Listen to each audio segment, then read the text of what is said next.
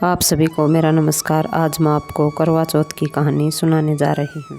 बहुत समय पहले की बात है। साहूकार के 7 बेटे और उनकी एक बहन करवा थी। सातों भाई अपनी बहन से बहुत प्यार करते थे, यहाँ तक कि वे पहले खाना उसे खिलाते और बाद में स्वयं खाते। एक बार उनकी बहन ससुराल से मायके आई हुई थी। शाम को जब भाई अपना व्यापार व्यवसाय बंद करके घर आए तो देखा कि उनकी बहन बहुत व्याकुल थी। सभी भाई खाना खाने बैठे और अपनी बहन से भी खाने का आग्रह करने लगे, लेकिन बहन ने बताया कि आज उनका निर्जल व्रत है। वह खाना सिर्फ चंद्रमा को देखकर उसे अर्घ देकर ही खाना खा सकती, क्योंकि चंद्रमा अभी तक निकला नहीं है, इसीलिए वह भूख प्यास से व्याकुल हो उठी है।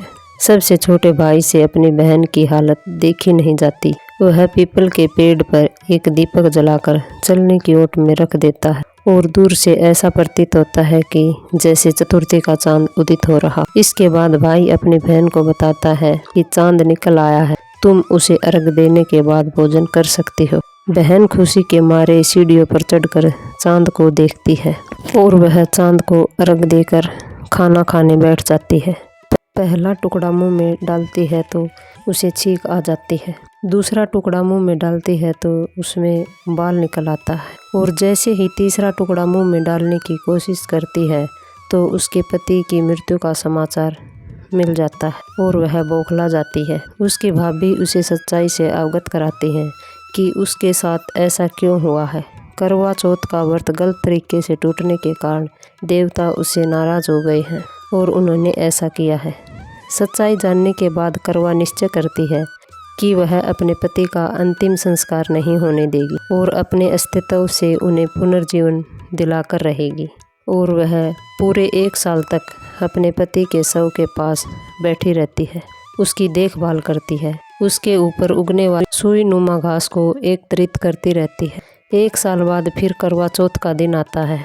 उसकी सभी भाभियाँ करवा चौथ का व्रत रखती हैं। जब भाभियाँ उससे आशीर्वाद लेने आई, वह प्रत्येक भाभी से यह कहती कि यम सुई ले लो, मुझे भी अपनी जैसी सुहागिन बना दो, ऐसा आग्रह करती।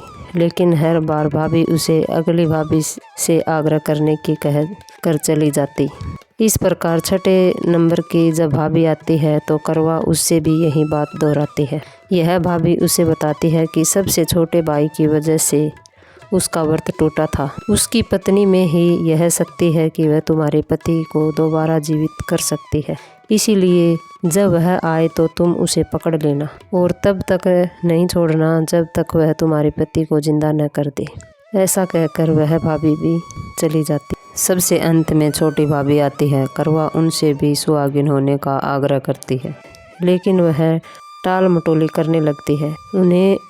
करवा उन्हें जोर से पकड़ लेती है और अपने सुहाग को जिंदा करने के लिए कहती है। भाभी उसे छुड़ाने के लिए नोचती है, खसोटती है, पर करवा उसे नहीं छोड़ती।